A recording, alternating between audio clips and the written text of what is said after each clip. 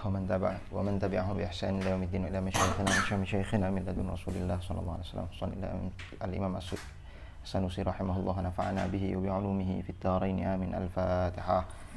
بسم الله الرحمن الرحيم. الحمد لله رب العالمين الرحمن الرحيم مالك يوم الدين إياك نعبد وإياك نستعين اهدنا الصراط المستقيم صراط الذين أنعمت عليهم غير المغضوب عليهم ولا الضالين آمين. Oke.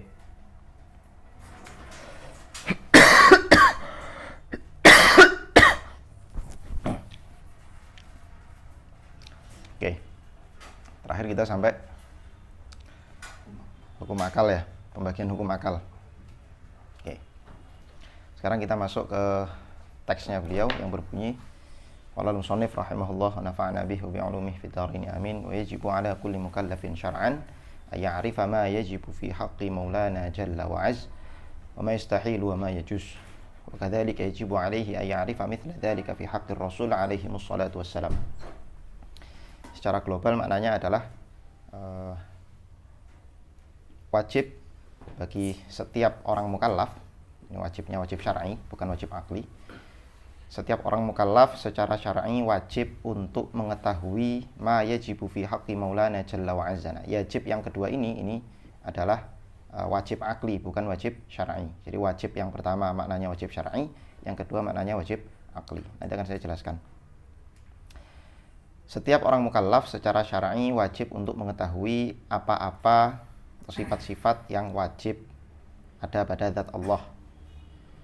Begitu juga sifat-sifat yang mustahil pun dengan sifat-sifat jaiz. Begitu juga setiap seorang muslim wajib secara syar'i untuk mengetahui apa-apa yang wajib, mustahil dan jaiz bagi seorang rasul alaihi wassalatu wassalam. Syuf. Beliau mengatakan wa yajibu ala kulli mukallafin syar'an an ya'rifa ma yajibu fi haqqihi jalla wa azza. Ya betul, jalla wa azza, ya kan? Fi haqqi maulana jalla wa azza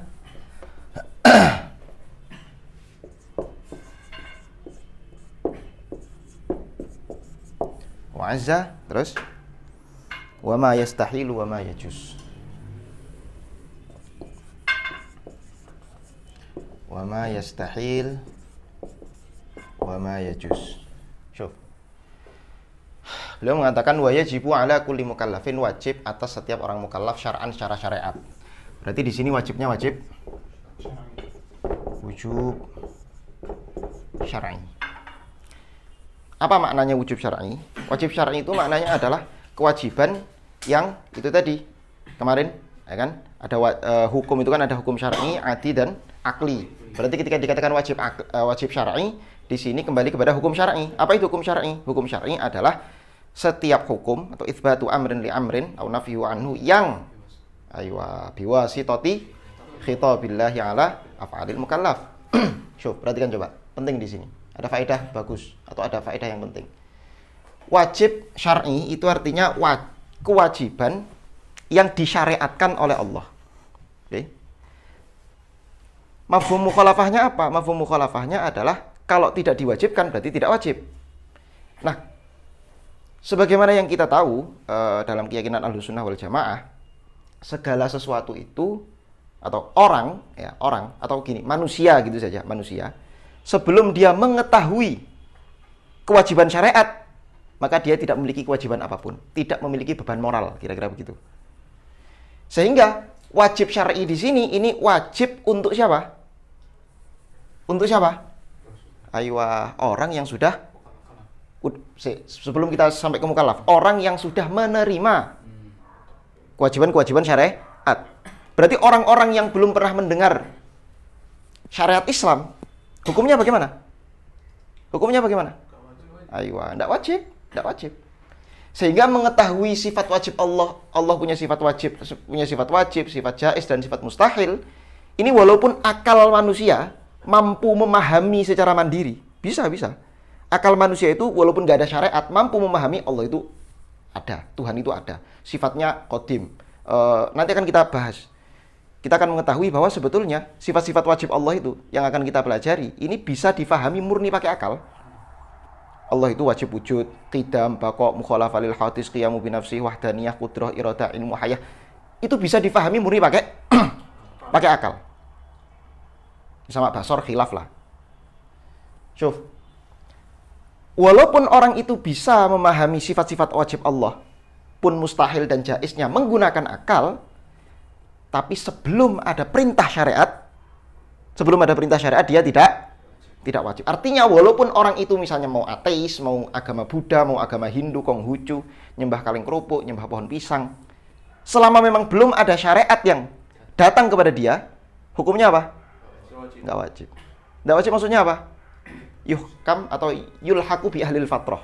Orang ini dihukumi seperti orang ahlul fatrah. Wa ma kunna mu'adzibina hatta nab'atha rasulah. Hakala. Mafhum? Oke, itu satu. Wujubnya wujub syar'i, bukan wujub akli. Yang kedua, wajib untuk siapa? Ala kulli mukallaf. Apa itu mukallaf? Apa itu mukallaf? Mukallaf adalah al-baligh, al-aqil, alladhi qad balaghathu ad-da'wah.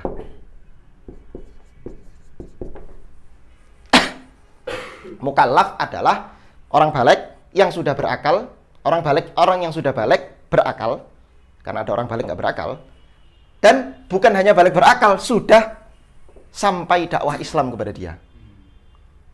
Yang sudah sampai dakwah Islam kepada dia. Coba perhatikan. Itu artinya apa? Orang yang belum baligh, kok dia tidak bertuhan berislam, tidak bertuhan, tidak berislam, berahlu sunnah, maka dia hukumnya apa? Fahuwa najin. Fahuwa najin. Walau kana min auladil kuffar. Syuf.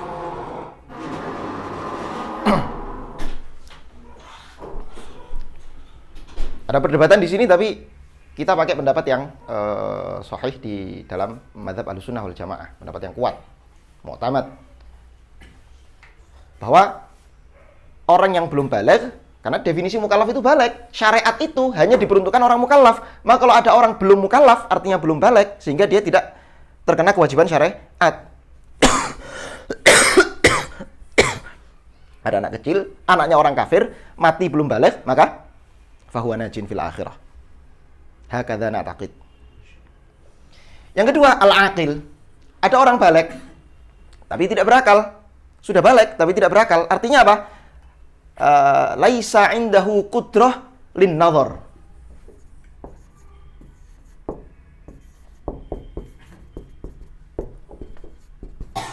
Orang yang tidak memiliki kemampuan untuk berpikir.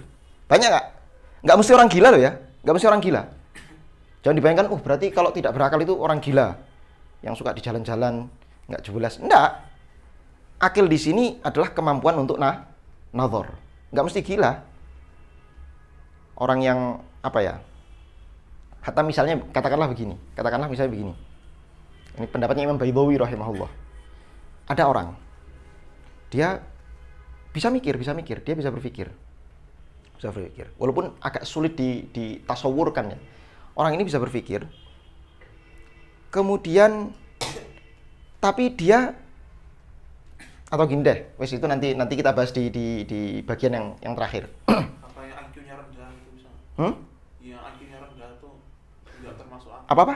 IQ-nya rendah. IQ, iya termasuk IQ-nya rendah, yang keterbelakangan mental. Nah, itu Iya. termasuk akil, kan? Iya. Jadi kadang kita itu melihat orang yang keterbelakangan mental itu jangan merasa Anda lebih baik. Oh, di akhirat fahuwa najin. Anda belum tentu, bosku. Anda mukallaf. Anda terkena beban moral. Nanti di akhirat Anda dihisab.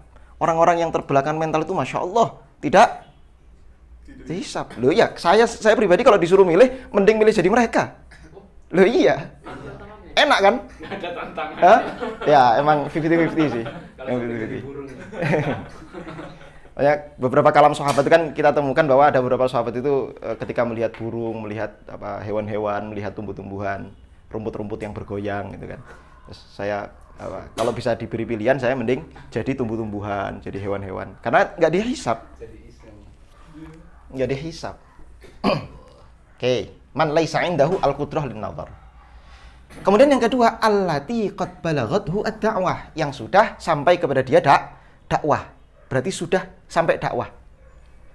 Maksudnya apa? Artinya kalau ada orang hidup di pedalaman, dia nggak pernah kenal Islam sama sekali, nggak pernah buka sosmed, nggak pernah ngerti dakwahnya Zakir Naik, nggak pernah nonton videonya Zakir Naik gitu kan? Nah, maka dia apa?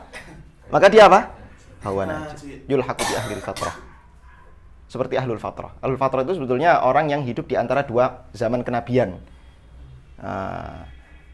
Adapun orang setelah Nabi Muhammad itu aslinya nggak ada ahlul fatrah, karena sudah zaman Nabi Muhammad sudah penutup kenabian, nggak ada kenabian setelah Nabi Muhammad. Tapi dia hukumnya diilhakkan kepada ahlul fatrah. Lah dakwah ini ada syaratnya. Nah ini. Yang pertama, dakwah ini syaratnya harus bitoriqati apa? Ya, balaghatud dakwah yablughu mablagh at-tawatur atau minimal masyhur. Misalnya, dakwah itu harus sampai kepada dia secara mutawatir atau masyhur. Maksudnya apa?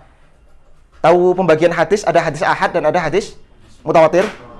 Di antara ahad ada masyhur. Syuf. Kalau misalnya ada orang di pedalaman, kemudian ada orang nyampaikan dakwah Islam kepada dia, tapi yang nyampaikan dakwah Islam cuma satu orang tok. Itu berarti Islam sampai kepada dia bitorikil ahad. Bitorikil, ini bitorik ya. Ya blughu bitoriki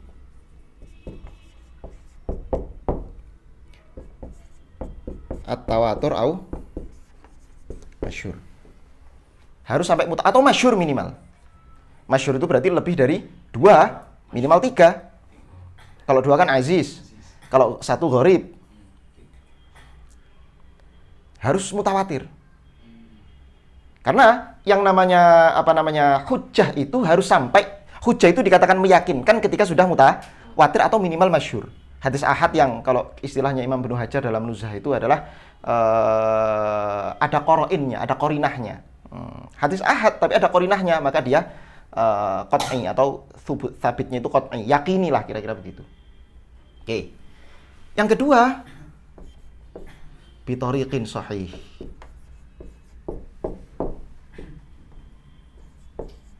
Maksudnya apa? Walaupun yang dakwah kepada dia itu jumlahnya banyak, tapi yang dakwah kepada dia itu ISIS misalnya, orang-orang yang menggambarkan, menjelaskan Islam dengan cara yang keliru, maka dia tidak dia belum dianggap sebagai mukallaf. Dia belum dianggap sebagai mukallaf. Muncul pertanyaan, lah orang-orang barat itu sekarang kebanyakan lihat Islam itu dari mana? Dari ya Islam yang ngawur-ngawur itu. Islam yang lurus-lurus malah jarang terekspos. Islam yang ngawur-ngawur malah banyak. Lah ini bagaimana? Apakah kamu mau menghukumi orang-orang barat itu semuanya ghairu mukallaf?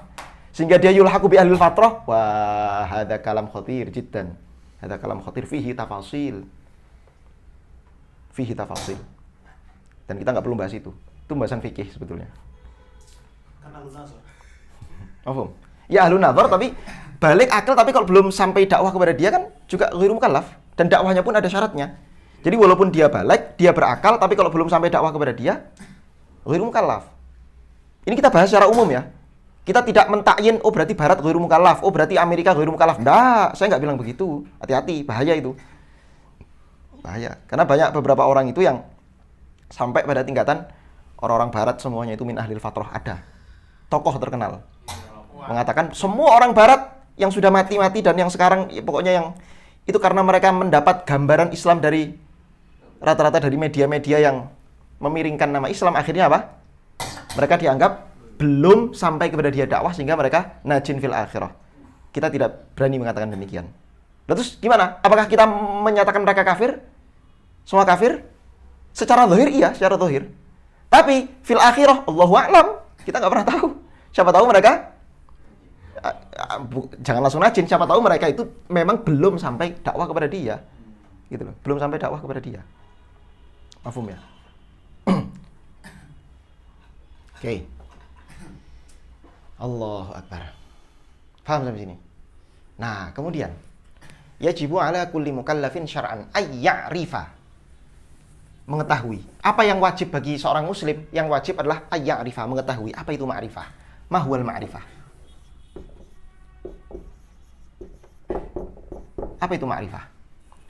Seperti yang saya jelaskan kemarin, al-ma'rifah adalah al-jazmu, al-mutabiq lil waqi' an dalilin. Hadza kalam muhim jiddan. Kemarin sudah saya singgung sedikit mengenai mi'yarus sidq. Ada beberapa mazhab yang membahas tentang mi'yarus sidq. Ada yang mengatakan ma'rifah itu atau ilmu itu atau kebenaran itu adalah mutabiq lil waqi' atau mutabiq lil i'tiqad, ada mutabiq lil waqi' wal i'tiqad, ada mutabiq lil manfa'ah, macam-macam.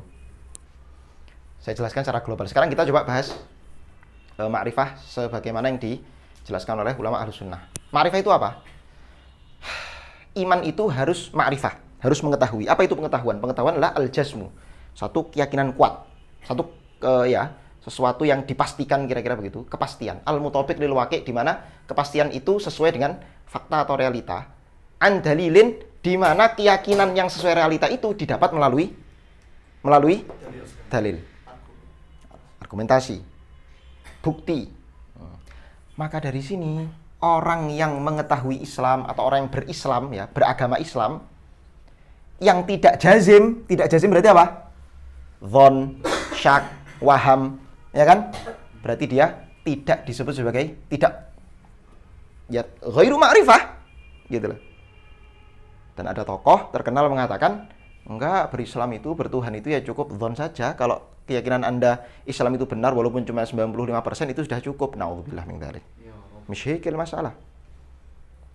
Ma'rifah itu jazim, harus kuat 100%.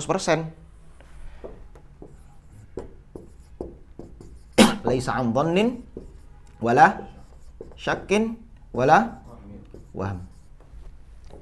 Di bawahnya apa? Jahil, wis jelas. Jahil ya diddul ma'rifah itu namanya. Al-mutabiq lil waqi', kemarin sudah saya jelaskan. Mutabiq lil waqi' itu artinya apa? Sesuai dengan realita, bukan sesuai dengan keyakinan saja, bukan sesuai dengan manfaah. An dalil. Berarti kalau ada orang jazim tidak mutabiq lil waqi', an dalilin, itu namanya apa? Jahal murakkab kan? Iya kan? Ada jazim, orang meyakini sesuatu tidak mukhalafah lil waqi', an dalilin, berarti dia jahal murakkab karena dia tidak tahu kalau dirinya tidak tahu, mengira tahu dengan argumen-argumen yang dia punya. Itu jahal murakkab. Tapi kalau dibalik atau kalau misalnya dirubah, dia jazim, mutabiq lil waqi', tapi la an dalil. Apa itu namanya? Jazm, punya keyakinan, mutabiq lil waqi', sesuai dengan realitas, tapi la an dalil, enggak pakai dalil. Apa itu namanya? Aywah, muqallid. Lah orang muqallid itu kan orang muqallid itu loh, dia kan meyakini Islam adalah agama yang benar, lalala. Ketika ditanya dalilnya dia enggak punya dalil. Terus dari mana kamu tahu Islam yang agama yang benar? Dari mana kamu tahu kalau Tuhan itu ada? Ya, kata guru-guru saya begitu. Itu namanya apa? Muqallid. Nah,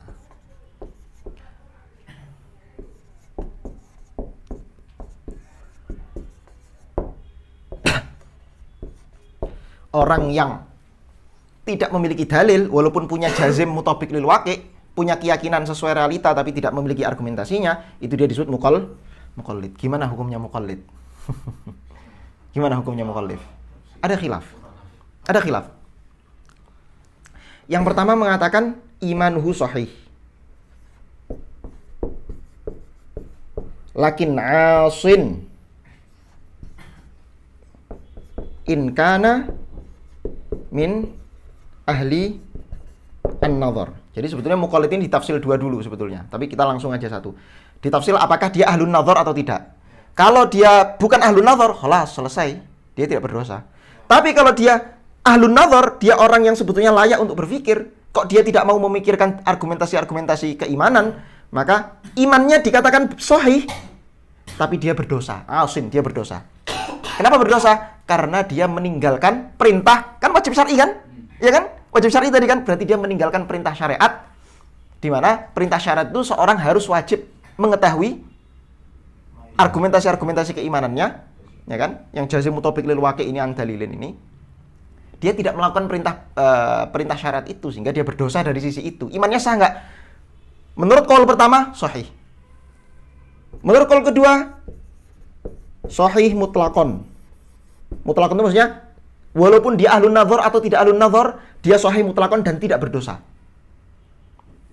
Menurut yang ketiga, batil mutlaqon.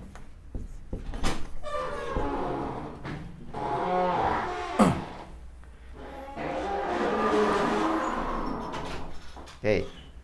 Ada 3 madhab. Ya. Ada 3 madhab mengenai muqallid. Yang pertama, kalau pendapat yang pertama mengatakan imannya sah, tapi jika dia ahlun nazar maka dia berdosa. Yang kedua, sah secara mutlak. Yang ketiga, batil secara mutlak. Berarti imannya muqallid itu mukhtalaf fih enggak? Mukhtalaf. Imannya muqallid itu mukhtalaf. Mana pendapat yang sahih? 2 pendapat ini dhaif. Ini pendapat dhaif. Yang sahih dan yang tahqiq adalah yang pertama. Wa ma sya'alaihi jumhur ahli sunnah wal jamaah. Imannya sah tapi dia berdosa jika dia termasuk ahlun nazar. Berarti kalau bukan ahlun nazar, dia tidak berdosa. Mafhum?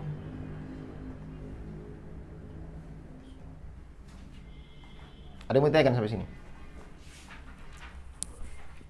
Cuman hakikatnya semua orang tuh ahlun nazar atau bukan? Pada hakikatnya manusia itu secara umum ya ahlun nazar. Sebagaimana sabda Nabi, al-insan yuladu 'alal fitrah. Manusia itu pada dasarnya sejak dia dilahirkan dalam keadaan fitrah. Allah Ta'ala berfirman, gimana itu ayatnya? Keluar dari min butuni ummahatihim, terus Allah memberi mereka pendengaran. Wallahu akhrajakum min butuni ummahatikum la ta'lamuna syai'a wa ja'ala lakumus sam'a wal absara wal afidah. Allah memberi Anda 3 perangkat asbabul ma'rifah. Apa itu? As-sam'a, pendengaran, indra. Wal absara, as-sam'a itu maksudnya khobar sodik. Jadi segala sesuatu asbabul ma'rifah, khobar sodik diantaranya. As-sam'a maksudnya khobar sodik. Wal absara, indra. Yang ketiga, wal afidah, akal. Akhirnya para ulama mutakallimin, beberapa mutakallimin di antara Imam Nasafi rahimahullah dalam awal kitabnya memulai babnya dengan asbabul ma'rifah. Haqaiqul asya' tsabitatun wal ilmu biha mutahaqqiq khilafan li sufastoiyah wa asbabul ma'rifah thalathah al-aqlu wal khabar as-sadiq wal hawas as-salimah. Ada 3. Dasarnya apa? Firman Allah itu tadi. Itu pembahasan asbabul ma'rifah atau nadhariyatul ma'rifah. Itu satu pembahasan dalam filsafat yang kalau kita bahas panjang sekali. Fi bahthun daqiq wa amid. Banyak sekali misal di kampung itu. Ya. Sekedasi sama nenek saya misalkan itu. Yang kecilnya nggak pernah masuk sekolah. Nah, terus tiba-tiba sekarang yang informasi mudah terus ya bisa dijelaskan. Cuman dianya karena nggak pernah sekolah, jadi dijelaskan kayak gimana pun ya nggak paham. Nah itu nggak min ahli nazar itu maksudnya. Itu sulit sekali menjelaskan. Jadi mereka beragama ya sekedar ikut-ikutan ya. Sholat ya seperti sholat, nggak tahu lah. Jadi selama gini, selama memang sudah pernah ada upaya untuk menjelaskan, kok memang nggak pernah masuk, ya berarti dia laisa min ahli nazar. Laisa min ahli nazar. Tapi kadang begini, ada 2 kemungkinan di situ. Yang pertama kemungkinan guru yang menjelaskan keliru. Guru yang menjelaskan memang ya dia tidak pandai dalam menjelaskan sesuatu, sehingga sebetulnya dia ahlun nazar, tapi karena gurunya itu dalam tanda kutip kurang pas ya. Karena ngajar itu sulit loh, ngajar itu sulit. Sehingga apa? Dia sebenarnya ahlun nazar, tapi karena gurunya tidak tepat, maka ya nggak masuk. Atau kedua dia memang bukan ahli nazar, sebenarnya cara ngelihatnya itu gampang. Misalnya begini, orang-orang yang kita klaim ini orang tinggal di desa segala macam itu gimana itu? Coba tunjukkan konten, yang konten itu ada mikir-mikirnya dikit. Kalau dia paham konten itu berarti dia sebenarnya ahlun nazar. Sekarang saya tanya misalnya, orang desa kan sekarang sudah banyak lihat mengkonsumsi media sosial kan, ya kan, mengkonsumsi media sosial. Kemudian kadang dia juga ikut komentar-komentar segala macam. Jadi ahlun nazar sebetulnya. Iya, terus yang saya pertanyakan yang kakek nenek. Oh, yang udah tua banget ya. Nggak paham HP sama sekali. Oh ya, iya. iya. Pun ya belum pikun, cuman Iya, biasa iya. ngobrol pun agama tuh Iya. sepuh gak Jawa. Iya. Nah, itu kan berarti nggak ahli nazar. Syuf, ini penting juga nih, coba perhatikan. Nazar ini, nah ini yang belum saya jelaskan ini. Nazar itu apa nazar? Nazar itu jadi kita laisa min ahlin nazar, laisa min ahlin nazar, apakah dia punya qudrah lin nazar apa enggak? Emang nazar itu apa? Apakah nazar itu harus kayak mutakallim gitu? Harus kayak Imam Nasyafi itu, jelaskan apa itu sofisme, haqaiqul asya' thabitah, apa itu haqaiq itu apa? Apa itu jauhar, apa itu arad? Apa itu hal? Sifat nafsiyah, sifat salbiyah, ma'nawiyah, ma'ani. Enggak begitu. Nazar ini ada dua. Nazar ini apa? Nazar itu ada dua. An-nazar ada dua. Yang pertama ijmali, yang kedua tafsili. Apa itu nazar ijmali? Nazar ijmali itu ya nazar secara umum, maksudnya secara umum itu secara global, di mana batasnya atau ya kira-kira ukuran orang itu dikatakan sudah nazar secara ijmal adalah,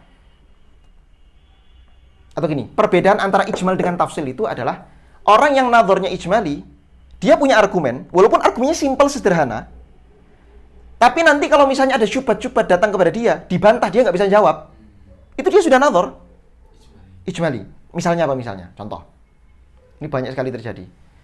Dan ini terjadi bahkan diceritakan dalam kitab-kitab ilmu tauhid. Biasanya Imam Asy'ari pernah suatu ketika Imam Asy'ari dibilang, ya sama, pertanyaannya sama.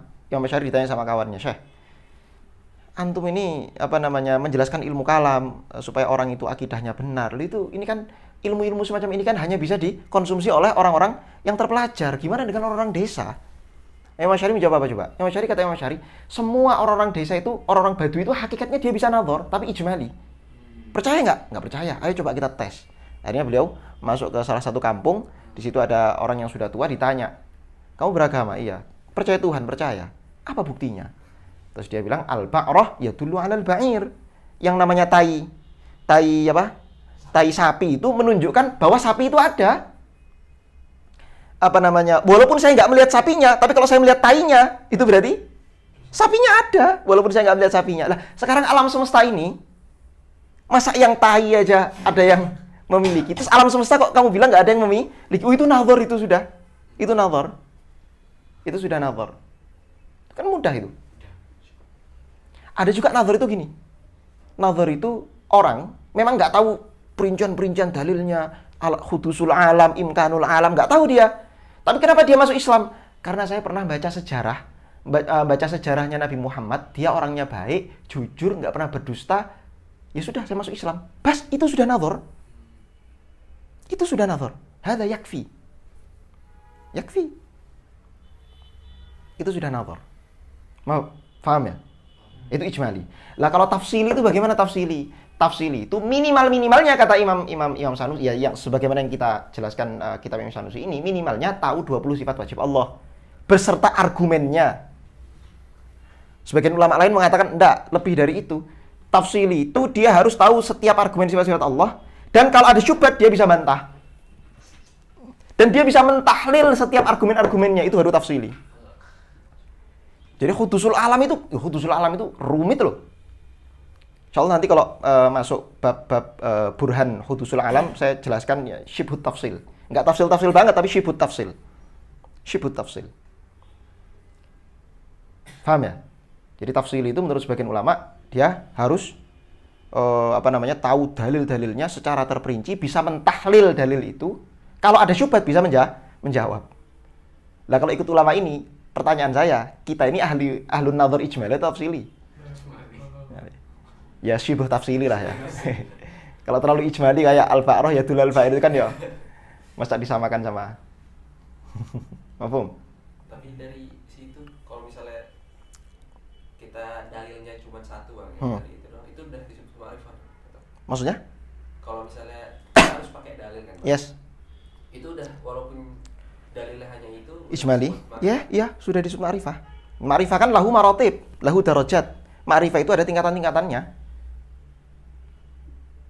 Nah, Jadi ijmalinya ini misalnya coba.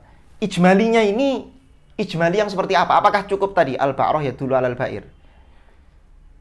Dijelaskan bahwa minimal-minimalnya dia tahu dalil ijmali pertama mengenai 3 sifat. Pertama sifat wajib, sifat mustahil, dan sifat jaiz. Maksudnya gimana? Maksudnya begini. Dia tahu dalil ijmali bahwa segala kullu kamalin yastahiqqu lillah. Segala kesempurnaan itu layak bagi Allah, dan dia tahu dalil ijmalinya secara global. Ya bahwa alam semesta ini itu tadi ya al-ba'rah yadullu 'alal ba'ir. Tai kebo itu menunjukkan bahwa ada kebonya. Alam semesta udah pasti menunjukkan ada penciptanya. Lah kalau alam semesta sebagus ini pasti penciptanya juga sempurna. Nah, selesai. Itu namanya apa? Ijmali. Terus dia juga harus tahu dalil ijmali yang apa-apa yang mustahil bagi Allah. Maksudnya apa-apa yang mustahil apa? Nggak harus Allah itu nggak boleh fana, nggak, itu kebanyakan. Secara ijmali dia meyakini bahwa kalau yang pertama tadi kullu kamalin yastahiqqu lillah, yang kedua kullu naqsin la yaliqu 'ala Allah. Segala kekurangan tidak layak bagi Allah. Apa dalilnya? Alam semesta itu teratur. Nah, kalau teratur itu nggak mungkin yang apa namanya? Yang menciptakan itu bodoh, yang menciptakan itu tidak punya kekuasaan, yang menciptakan itu tidak ini, tidak itu. Mesti harus sempurna. Nah, itu dalil ijmalinya. Gampang kan? Udah gitu aja. Tapi kan masih kurang. Itu makanya saya bilang, ini ijmali. Jangan kamu bantah dengan syubhat-syubhat. Dia nggak bisa jawab syubhat orang semacam ini. Wa mayajus. Segala ya pokok. Terus habis itu, di Quran itu loh, ada apa namanya? Di Quran itu ada berita cerita tentang surga neraka, mukjizat. Masa kamu percaya kayak gitu-gitu? Ya kalau yang Tuhan nyiptakan alam semesta apa yang nggak mungkin? Itu mungkin aja. Yakfi. Bisa dipahami nggak maksudnya? Ya, Rentetan ini tadi loh. Ya, saya ulangi ya, misal. Dalil ijmali itu gimana? Misalnya begini. Kullu kamalin yaliku 'ala Allah. Oke.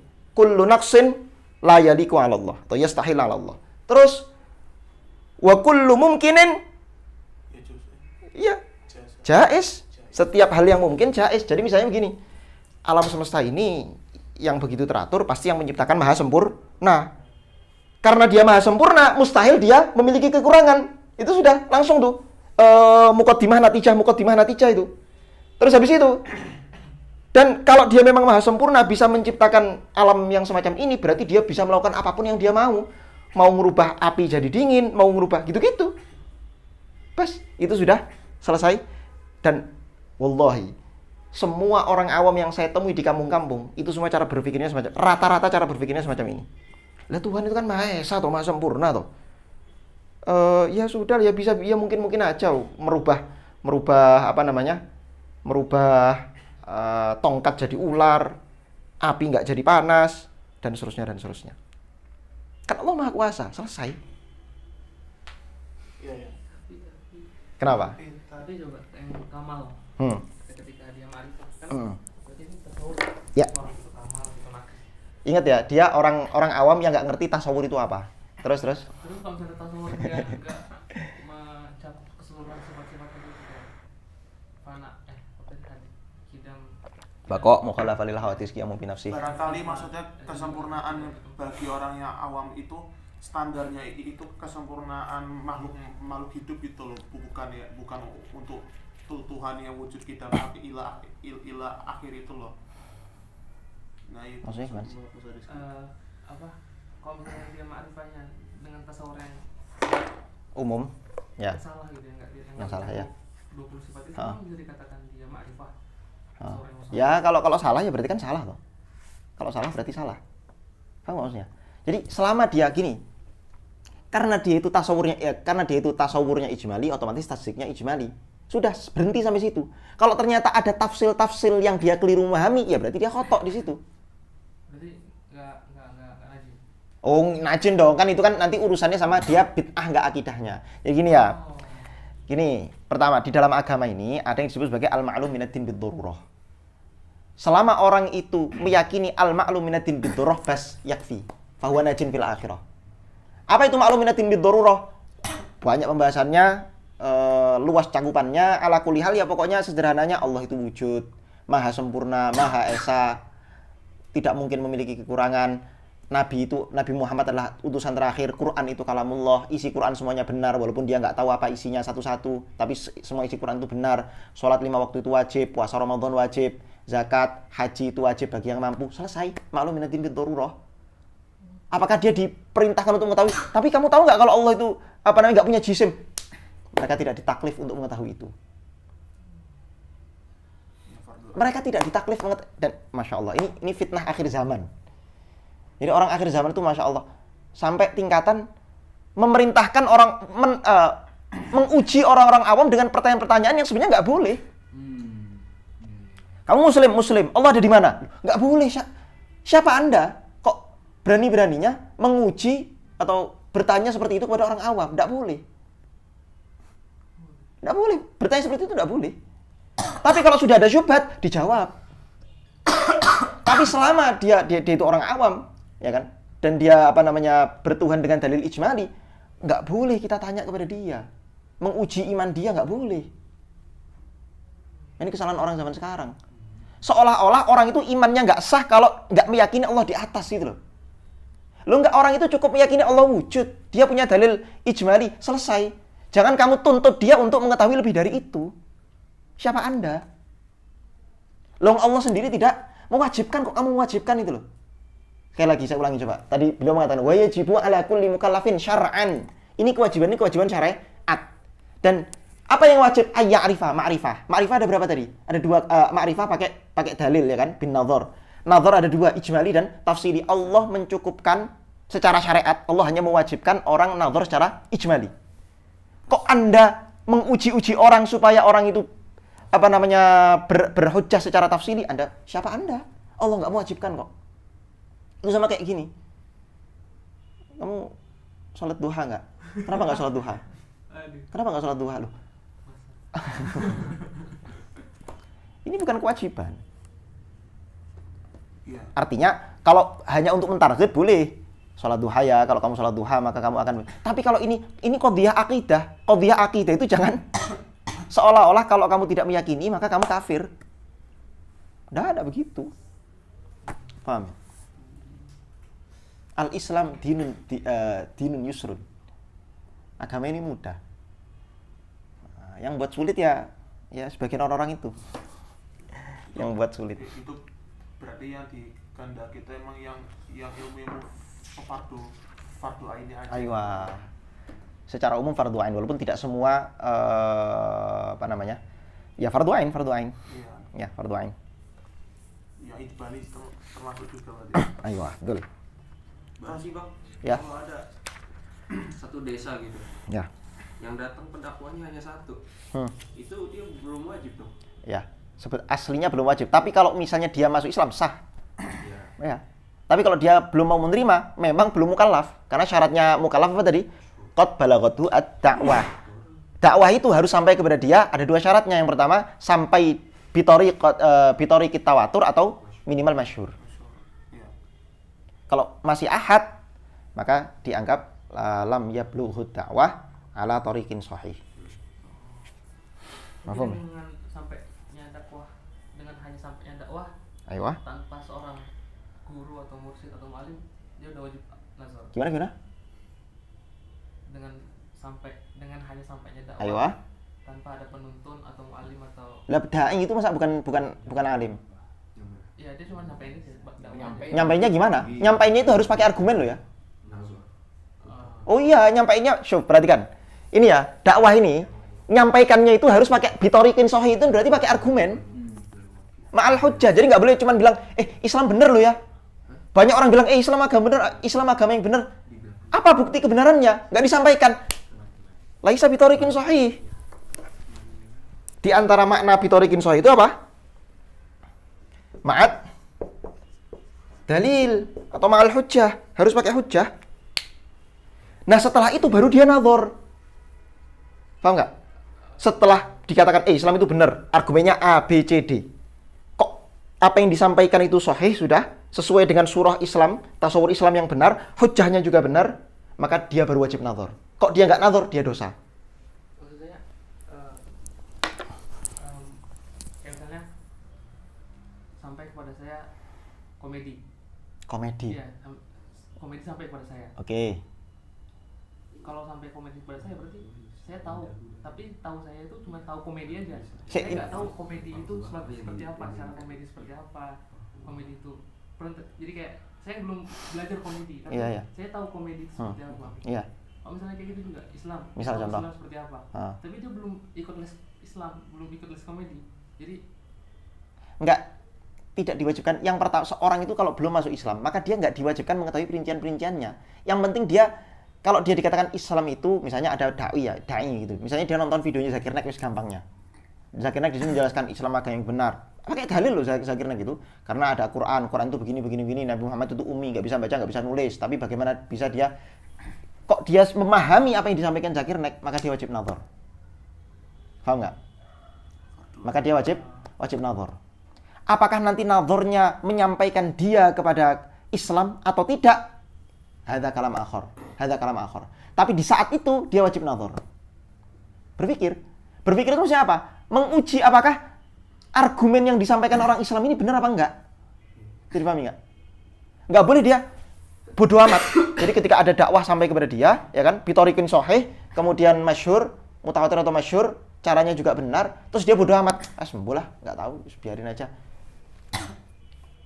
Orang ini tidak dimakfu. Kalau dia min ahli nazar. Kalau dia min ahli nazar, dia tidak diampuni oleh Allah. Paham nggak maksudnya?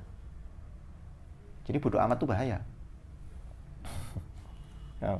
Berarti emang tolak ukur dia itu termasuk ahli nazar atau bukan tuh bukan masalah dia malas atau enggak tapi masalah dia mampu atau enggak. Yes, mampu apa enggaknya.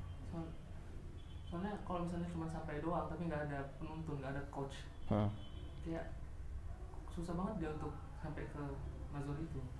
Misalnya aja kayak misalnya sepak bola permainan sepak bola itu penyebarannya sampai ke desa saya. Iya. Ya sampai aja. Iya. Tapi nggak ada coach yang bisa. Iya gini. Maksudnya iya. Nah, ini kekeliruannya di sini. Anda itu kayak pakai contoh sepak bola tadi, Anda cukup hanya, kalau dalam contoh sepak bola tadi, Anda cukup diminta untuk mengetahui bahwa ada permainan sepak bola, titik. Nggak harus jadi pemainnya, maksudnya nggak harus ahli. Kayak misalnya gini, ketika dakwah Islam sampai kepada Anda cuma dituntut untuk tasdik, meyakini, oke, Islam agama yang benar, karena argumennya sahih. Perincian-perinciannya gimana? Saya nggak tahu. Kok, perhatikan, bentar. Kok misalnya, dia sudah meyakini Islam agama yang benar, tapi dia nggak tahu sholat, nggak tahu zakat, karena belum ada yang ngajar, yakfi. Tapi kebanyakan pendakwah itu, kalau misalkan ke kampung gitu, kampung awam, yang didakwahkan pertama kali itu nggak langsung nyangkut akidah, mesti yang pertama ngajak sholat dulu. Nah misalkan udah diajak sholat, dia oke lah, dia tahu. Nggak sih, ini kampungnya kampung muslim kan? Iya. Maksudnya dia yang pertama kali dia itu tuh bukan nazar tentang masalah akidah, pokoknya cuman ya rukun Islam lah, sholat, zakat, puasa. Dia udah tahu, habis itu pendakwahnya berbeda itu gimana? Masih Gini ya. Coba kalau kita bahas perincian-perincian ini jadi panjang nanti pembahasannya. Tapi yang jelas, misalnya kita itu kadang salah memahami karena salah maksudnya nazar itu apa. Dikira nazar itu harus terperinci, tersistematis ini. Coba kita lihat jamaah tabligh ketika masuk ke desa-desa, ngajak sholat. Habis itu nanti maghrib ada bayan, ya kan? Yang dibayankan apa coba? Allah itu maha kuasa. Lihat tumbuh-tumbuhan. Itu sudah. Aiyah, itu ijmali itu. Hada nazar ya akhi. Sudah nazar. Tahu nggak? Sampai kepada di desa-desa menyampaikan sejarah Nabi Muhammad. Nabi Muhammad itu orangnya begini, masya Allah, lembut, hatinya begini, punya mukjizat. Percaya dia, ya sudah. Itu sudah nazar. Simple lah sebenarnya. Simple. Karena kita itu mikir nazar itu harus dijelaskan pakai, saya bikin mind mappingnya ya. Nih, nggak harus. Orang awam ya keberatan. Kayak gini contohnya Bang. Kenapa? Ini tafsili nih. Syibu tafsili. Saya nggak berani mengklaim tafsili. Ya, tapi tidak termasuk ijmali kan? Ya, tidak ijmali banget. Iya. Tapi cukup nggak dengan dia cuman saya percaya dengan apa yang kamu sampaikan. Nah, gini. Ya. Tapi saya nggak bisa ngulangin. Nah itu maksudnya gini. Taklid itu apa tuh taklid? Taklid itu ketika ada orang, misalnya contoh gini ada murid, ya, gurunya menjelaskan akidah. Allah itu ada, buktinya A, B, C, D. Rasul itu benar, Nabi Muhammad benar, buktinya A, B, C, D. Selesai. Muridnya paham, muridnya paham, dan karena dia paham dan dia meyakini itu benar, itu sudah bukan taklid. Itu sudah bukan taklid. Walaupun ketika ditanya misalnya, apa loh, kamu kok bisa percaya Islam? Ya, tadi barusan masuk akal kok yang dijelaskan. Saya percaya, saya tasdik. Sudah. Itu sudah cukup. Taklid menjadi taklid itu ketika kapan? Ketika Anda nggak pernah dijelaskan apa-apa, hanya karena ngelihat orang tua Anda Islam, saya Islam. Guru-guru kawan-kawan Anda Islam, saya Islam. Ditanya dia nggak tahu dan nggak pernah dikasih tahu dalilnya Islam itu apa. Itu muqallid. Nah sekarang saya tanya, model berislam kayak gini banyak atau dikit? Banyak. Dikit lah. Ikutan saja. Ikut-ikutan dikit. Bukannya banyak ya? Saya juga gini. Beda lingkungan kali. Enggak. Itu mulu kali ya.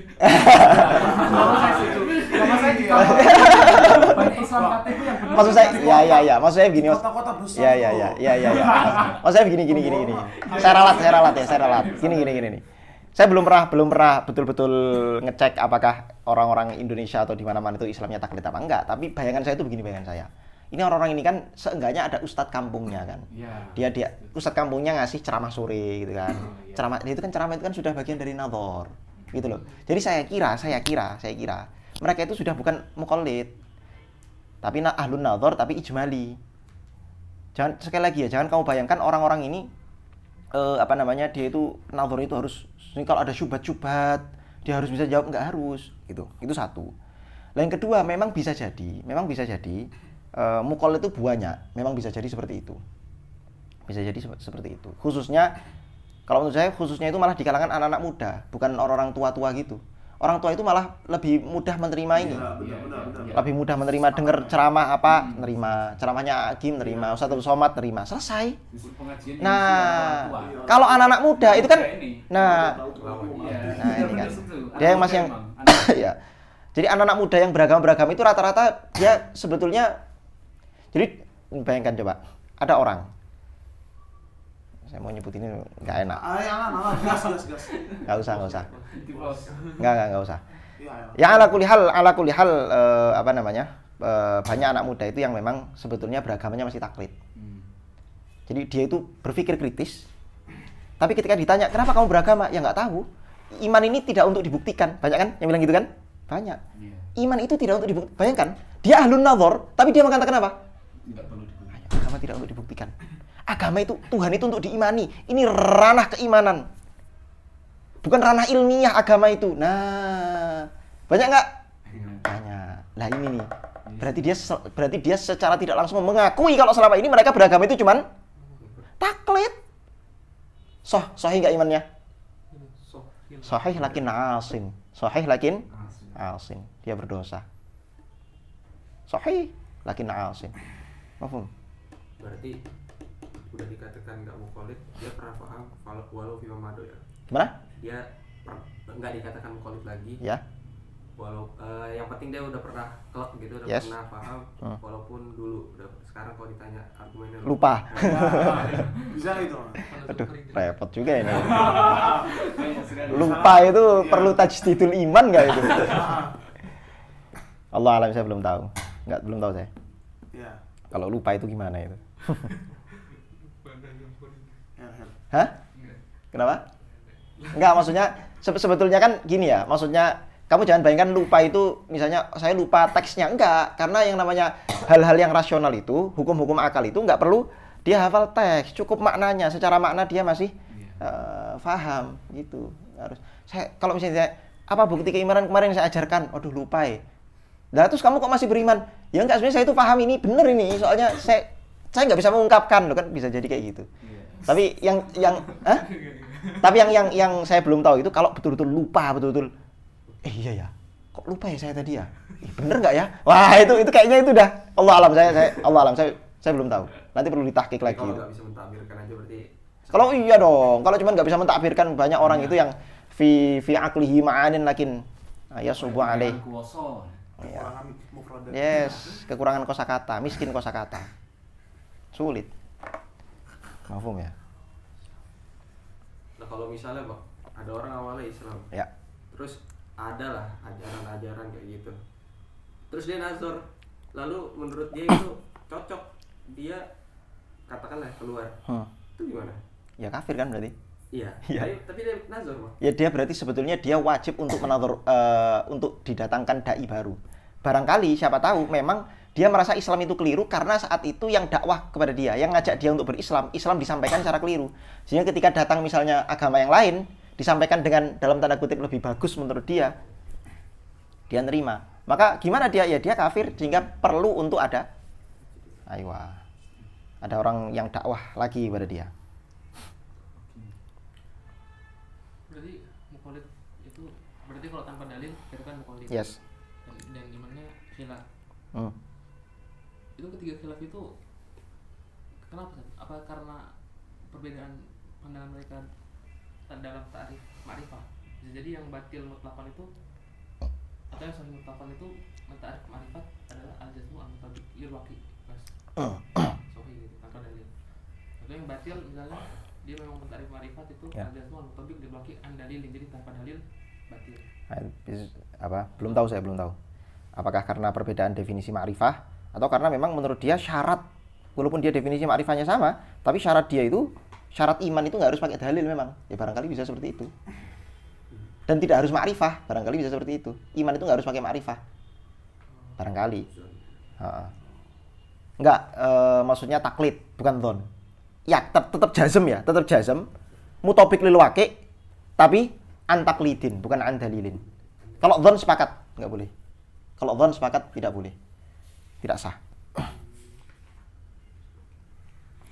Oh ya Bang ya, untuk mendapatkan jazm itu berarti dalilnya itu Ya. mutlak Bang. Untuk mendapatkan jazm dalilnya? Ya, dalilnya itu mutlak kan tadi kan al-jazmu al-mutabil bil waqi'. Dalilnya ini mutlak atau qat'i zonni gitu atau enggak? Ya, dalil harus qat'i dong. Harus burhani. Tapi kan artinya perinciannya kan bukan apakah dia qat'i atau enggak qat'i, harus qat'i. Tapi qat'i itu kan enggak harus terperinci, bisa ijmali. Sesuatu yang qat'i itu enggak harus terperinci loh, bisa ijmali. Oh iya. Ya kayak misalnya gini, saya mengetahui kalau ada orang di rumah ini, misalnya begitu. Gimana kamu tahu kalau ada orang di rumah ini? Ya, saya lihat ada bekas-bekas, ada yang masuk di rumah ini tadi sekitar jam sekian karena tadi nasinya saya lihat masih full, sekarang sudah berkurang gitu. Itu kan ijmali. Iya benar. Saya kan nggak tahu sih, siapa tahu ada tikus. Itu kan syubhat-syubhat kan? Siapa tahu ada tikus yang makan, bukan manusia. Tapi dalil itu sudah cukup sebetulnya untuk memberi keyakinan yang pasti bahwa itu tanda bahwa ada orang yang Ada orang di dalam. Oke, kita lanjut. Maka dari sini kita mengetahui bahwa yang namanya perintah syariat itu cuma apa?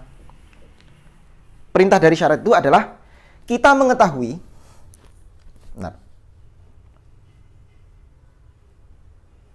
Ayo.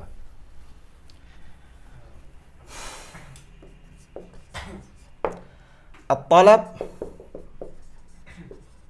fil ma'rifah huna huwa apa? Tuntutan mengetahui dari syariat. Apa tuntutannya? Mengetahui ma yajibu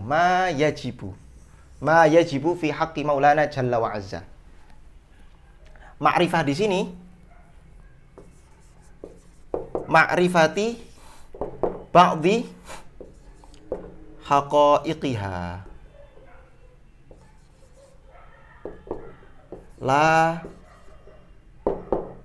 bikunhiha. Oh, maksudnya kewajiban kita mengetahui sifat-sifat Allah, sifat wajib Allah, jaiz, mustahil, ini diwajibkan mengetahui sebagiannya, tidak seluruhnya. Karena mustahil, yang namanya manusia itu mengetahui seluruh hakikat zat Allah, mustahil.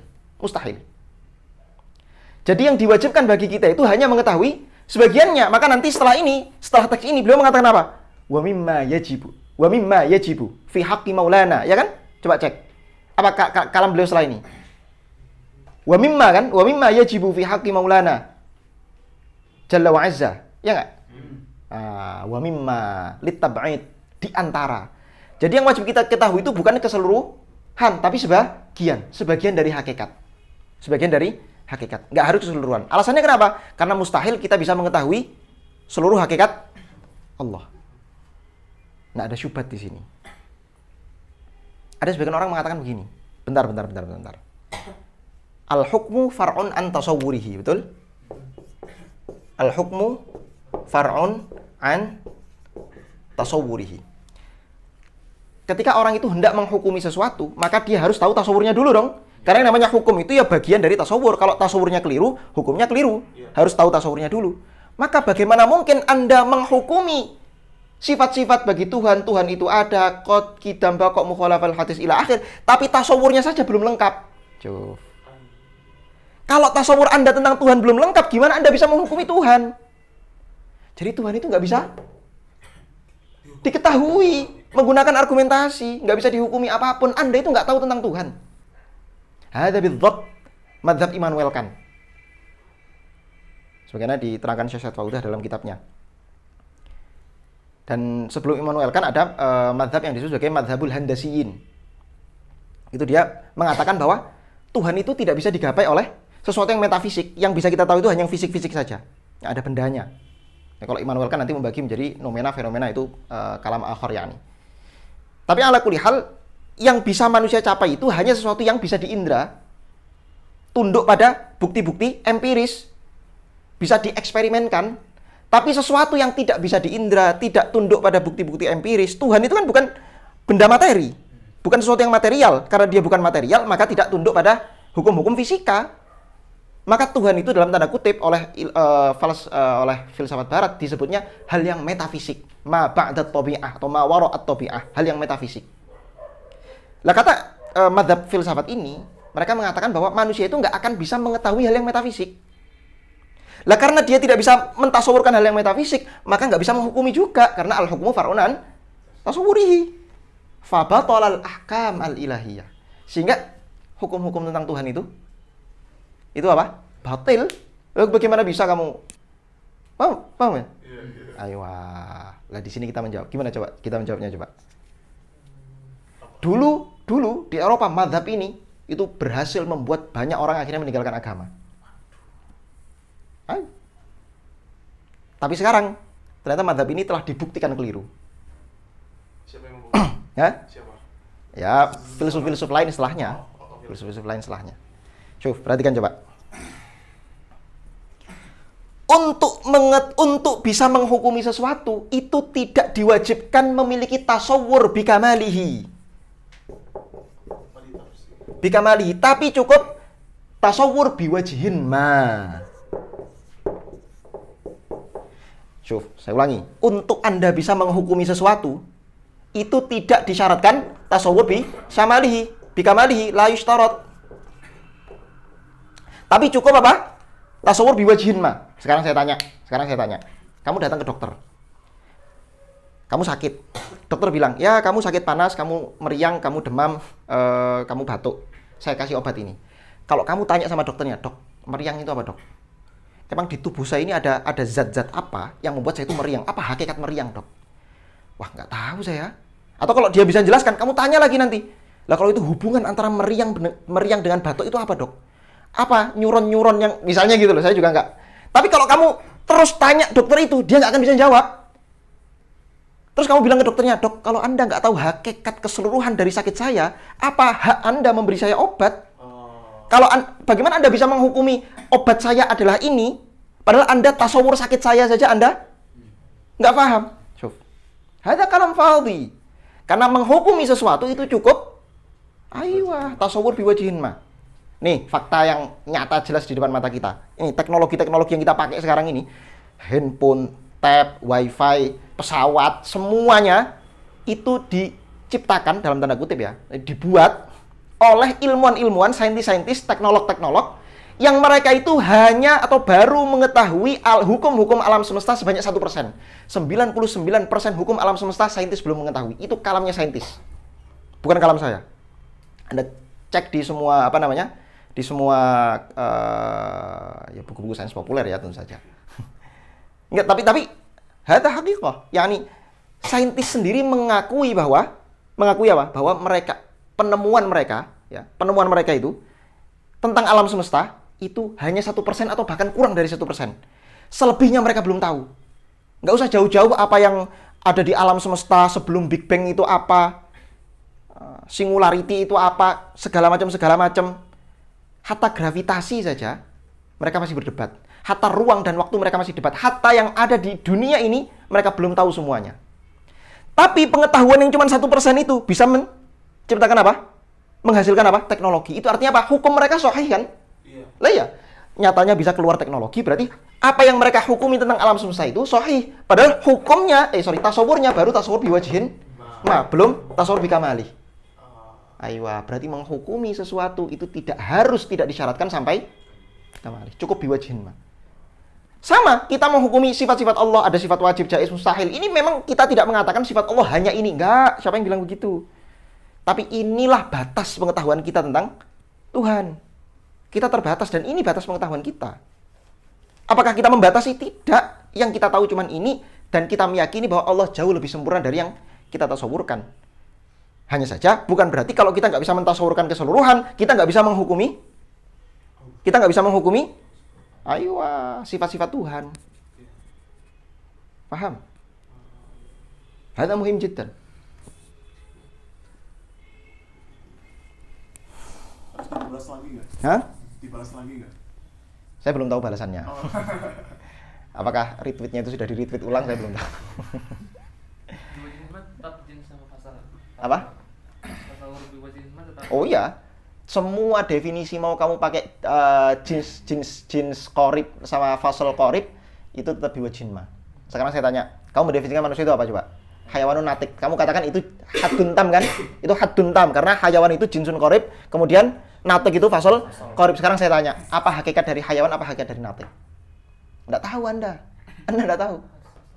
Iya, hasas irodah sampai. Tapi kalau kamu ditanya langsung misalnya, emang hayawan itu kan makhluk hidup kan? Makhluk yang hidup. Hidup itu artinya apa? Apa hidup itu artinya? Apakah dia punya roh? Apakah dia hidup itu gerak? Apa maksudnya hidup itu apa? Bernafas. Nggak tahu Anda. Lu bernafas, tumbuhan juga fotosintesis. Iya, mengeluarkan udara. Tumbuhan itu ketika setiap pagi atau malam itu ya? Pagi ya? Iya, pagi mengeluarkan apa itu? Oksigen kan? Iya, mengeluarkan oksigen. Hasil dari ya gitulah, Allahu a'lam. Oh, maksudnya berarti semua tasawur di dunia ini tuh nggak ada yang kamal ya berarti. Ayo. Nggak ada yang kamal, tidak ada yang kamal. Semua pengetahuan manusia sehebat apapun dia tidak ada yang sempurna. Kecuali Nabi. Dan Nabi pun sebenarnya pengetahuannya dari Allah. Ya. Kita katakan pengetahuan Nabi itu ini juga ini pembahasan tauhid yang lebih mendalam lagi. Apakah Nabi mengetahui hakikat segala sesuatu? Nah, itu pembahasan lain itu. Kalaupun ada ulama yang mengatakan ya, Nabi mengetahui semua hakikat sesuatu, maka kita katakan pengetahuannya datang dari Allah, selesai. Kalau emang itu datang dari Allah ya sudah.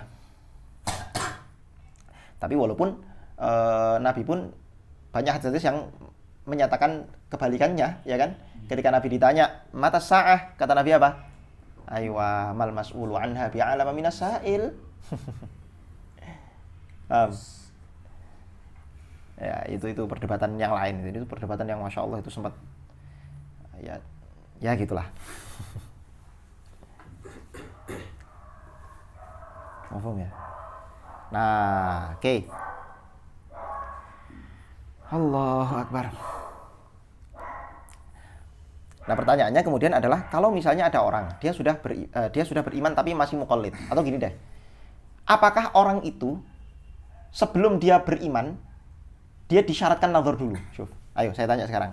Apakah orang itu sebelum beriman disyaratkan nazar dulu? Sebelum beriman. Misal contoh, ada orang kafir. Dia mau masuk Islam. Saya masuk Islam. Apakah kamu terima langsung Islam dia? Atau kamu tanya dulu, kamu sudah nazar belum? Enggak, saya itu pengen ikut kamu. Karena kamu kayaknya keren Islamnya. Saya pengen ikut masuk agama Islam karena keren. Pertanyaan saya, kalau ada orang kafir mau masuk Islam dengan cara taklid semacam itu, hanya karena keren-kerenan. Ini keren, masjidnya rapi, kayaknya masuk Islam aja enak ini, dapat makan tiap hari. Syuf. Kalau orang mau masuk Islam dengan cara seperti itu, pertanyaannya, kamu suruh nazar dulu atau suruh masuk Islam dulu? Masuk Islam dulu. Ayo masuk Islam dulu. Islam dulu. Ya, pakai dalil yang ini enggak? Yang sahabat bunuh orang yang pas mau dibunuh orang kafir. Enggak, sekarang saya tasyhadu la ilaha illallah. Langsung dibunuh sama sahabat siapa itu? Itu Khalid bin Walid. Ya, bukan. Yang pokoknya sahabat. Iya, Khalid bin Walid itu kan. Masa Khalid bin Iya, Khalid bin Walid. Sayyidina Khalid bin Walid. Yang dimarahin Kanjeng Nabi. Iya, yang dimarahin Kanjeng Nabi. Kalau nggak salah Sayyidina Khalid bin Walid. Seingat saya, Allah alam. Nah itu pakai dalil itu ya, bukan? Allah alam itu kan nazar kan langsung dibunuh. maksudnya nggak nazar? Enggak kan lagi perang. Nah, terus pas mau dibunuh, asyhadu la ilaha illallah kan otomatis dia belum nazar, langsung Oh, dibunuh sama dibunuh. nazar. Kan? Terus dimarahin Nabi. Dimarahin Nabi. Harusnya Ya, jangan. kan? Ya bisa aja. Tapi gini. Sekarang saya tanya misalnya, apakah nazar itu syarat sah iman? Menurut pendapat jumhur tidak. Menurut pendapat jumhur taklid itu sah walaupun dia asin. Jadi artinya kalau ada orang mau masuk Islam walaupun dia belum nazar, nggak apa-apa suruh masuk Islam dulu seenggaknya. Aywa, imannya sudah sah. Nanti baru kemudian diajak nazar, gitu loh. Jadi kadang orang itu terlalu berlebihan. Umat Islam zaman sekarang ini pada taklid semua. Mending kamu nazar aja dulu sebelum masuk Islam. Enggak, salah. Dan ada beberapa orang itu yang ketika muncul artis-artis yang masuk Islam itu kan, terus dibilang jangan mudah memasukkan orang dalam Islam, suruh dia nazar dulu karena siapa tahu dia ikutnya, ya ditanya-tanya dulu, kamu yakin nggak dengan Islam? Ada yang seperti itu. Pernah dengar nggak? Pernah lihat nggak? Jadi ada dai gitu ya, ada dai ketika dia bilang, saya itu kalau ada orang mau masuk Islam, nggak langsung saya terima, saya tanya dulu, kenapa kamu mau masuk Islam?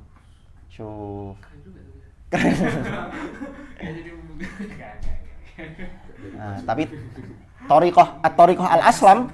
Tapi kalau memang dia ikut pendapat yang mengatakan tanpa nazar itu batil, ya terserah dia. Tapi kalau saya Thoriqoh Aslam, terima, masuk Islam, ahlan, asyhadu. Nah, langsung masuk Islam baru nanti diajak nazar, Paham ya? Mereka bilangnya pakai faman sya'afal. Nggak cocok dong, nggak ada hubungannya dalil itu. Berarti ini memasukkan juga misalkan orang mau nikah tapi sebenarnya non muslim terus saya mau masuk Islam biar nikahnya halal, itu nggak masalah sih. Nggak, misalkan banyak artis ya sekarang masuk Islam gara-gara misal cowoknya Islam jadi saya masuk Islam yang ceweknya gitu. Itu nggak masalah Gini. Masuk Islam karena gini. Coba kita perinci dulu ya. Kita kan tadi baru memerinci antara yang muqallid dengan yang ghairu muqallid. Masuk Islam dengan nazar dengan yang muqallid. Nah, sebenarnya muqallid itu diperinci lagi. Muqallid ini ada dua macam. Muqallid yang jazim dengan muqallid yang ghairu jazim. Muqallid yang jazim itu apa? Muqallid yang jazim itu adalah muqallid yang kalau misalnya orang yang dia takliti nanti suatu saat pindah agama, dia tetap iman. Jadi, kenapa kamu masuk Islam? Ya, karena kayaknya imamnya saya dengar suaranya bagus dan ya saya percaya sama dia, sudah saya masuk Islam. Kok nanti ternyata imam yang dia ikuti itu kafir, murtad, dia tetap iman. Itu namanya muqallid jazim. Tapi kalau muqallid ghairu jazim itu tadi, kenapa kamu iman? Ya karena bapak saya muslim. Kalau ternyata bapaknya kafir, dia ikut kafir. Nah, ini muqallid semacam ini oleh para ulama dikatakan taklidnya tidak sah. Nah, cuman kan kita nggak tahu dia taklidnya jazim apa enggak, ya kan? Jazim atau tidak kan cuman ada di hati dia. Ya sudah, kita terima saja, itu maksud saya. Terima saja. Jadi kalaupun ada orang, saya mau masuk Islam, kenapa? Karena ada cewek cantik yang mau saya nikahi. Dia cantik banget, agamanya Islam, dan dia hanya mau menerima suami yang sama-sama Islam. Saya masuk Islam karena dia. Itu taklid, ya. Misalnya itu taklid. Kalau suatu saat misalnya, dan ya, terima saja nggak apa-apa. Karena kita nggak tahu apakah taklid dia itu taklid jazim atau ghairu jazim. Misalnya suatu saat ternyata istrinya kafir, siapa tahu dia masih justru tambah kuat imannya. Siapa tahu? Kita nggak ada yang pernah tahu. Kita nggak ada yang pernah tahu. Bisa tertulis. Tapi apa emang ada satu muqallid ghairu jazim, sedangkan muqallid sendiri al-jazm al-mutawatir? Lah ya, maksudnya artinya bahwa kalaupun kita pakai definisi ini kan, muqallid itu kan tadi kan hanya tidak pakai dalil tapi tetap jazim kan, dan mutofik lil waqi. Dia tetap jazim. Berarti untuk mengetahui dia jazim apa enggak itu apa? Secara zahir kan dia tetap muqallid. Secara zahir itu loh. Asal orang itu nggak tahu dalilnya kan berarti kita sebut muqallid. Dan harusnya kita anggap dia jazim.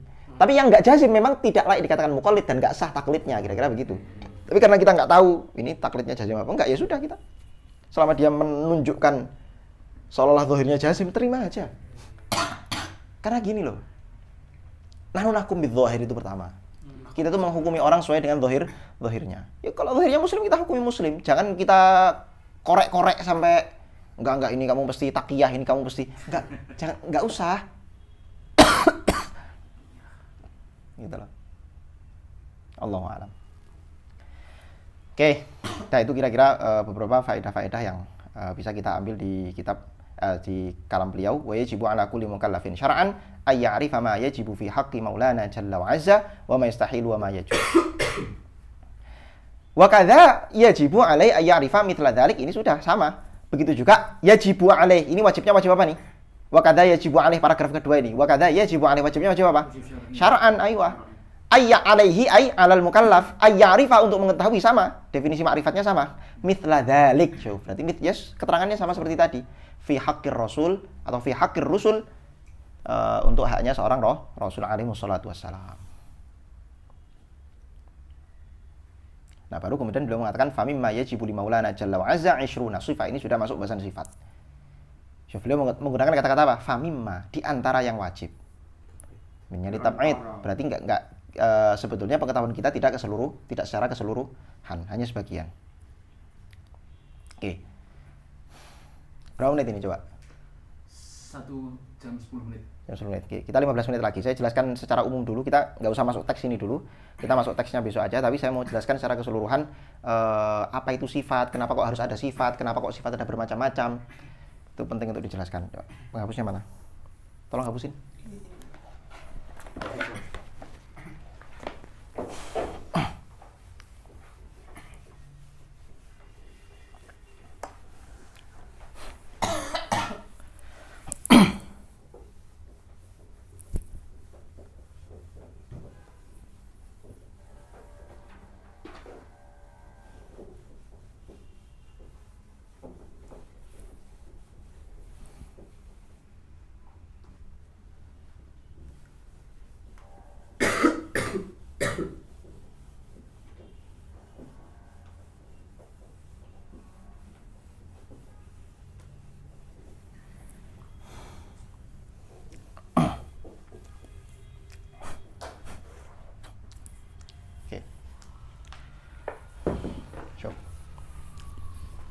Apa itu sifat?